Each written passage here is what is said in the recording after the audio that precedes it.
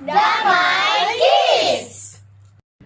Ya kakak-kakak, jadi tadi kita sudah melihat tentang tips-tips dalam mengajar, tips menjelaskan cerita, dan juga metode dalam mengajar. Dan sekarang kita masuk dalam tips yang terakhir, yaitu tips untuk kreativitas. Jadi gimana tipsnya Kak Daud? Jadi tips ini kita akan bagikan dengan beberapa poin. Dan poin pertama yaitu guru-guru sebaiknya membuat ayat hafalan dalam bentuk lagu agar anak-anak bisa menghafal dengan baik ayat-ayat hafalannya dengan baik. Dan sebaiknya lagu-lagu itu guru-guru harus membuatnya sendiri dan dengan bentuk yang simple agar anak-anak bisa menghafal dengan baik. Ya betul sekali Kak Daud. Jadi adik-adik semua nantinya bisa menghafal dan bisa mengerti ayat hafalan yang diberikan.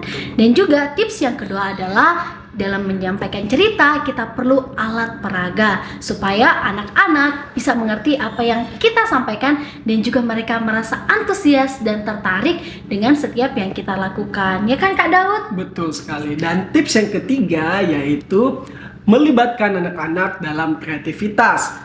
Harus guru-guru melibatkan anak-anak karena anak-anak itu bisa saja teralihkan dengan hal-hal di luar dari cerita. Jadi ketika membuat kreativitas bukan saja guru yang berperan aktif dalam membuat kreativitas, tetapi guru-guru bisa melibatkan anak-anak untuk berkreasi dalam kreativitas yang dibuat.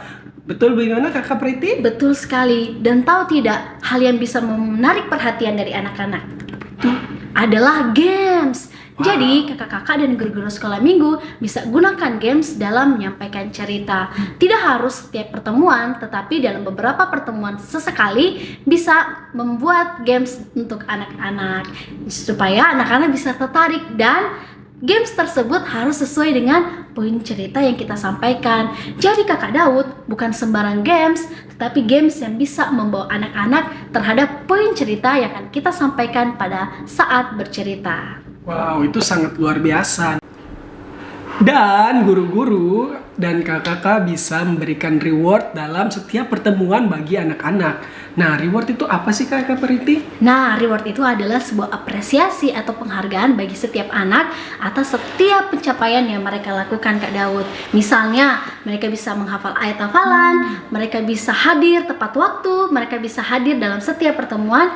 Kita butuh memberikan penghargaan, apresiasi atas semua pencapaian yang telah dilakukan oleh anak-anak, sehingga anak-anak merasa dihargai atas setiap apa yang mereka telah lakukan. Wah, luar biasa. Dan di poin terakhir dari kreativitas ini yaitu penerapan. Jadi kakak-kakak, penerapan dilakukan atau dibuat untuk mengarahkan anak-anak dalam mendalami poin-poin penting dalam cerita. Dan penerapan ini adalah implikasi yang dibagikan oleh guru-guru guna untuk anak-anak bisa menerapkannya itu dalam kehidupan mereka sehari-hari. Ya betul sekali. Dan tahu nggak Kak Daud, penerapan itu biasanya diberikan oleh guru-guru kepada anak-anak setelah menyampaikan ceritanya. Ya, saya kira seperti itu saja ya Kak Preti. Ya, sepertinya seperti itu. Oke, bye-bye.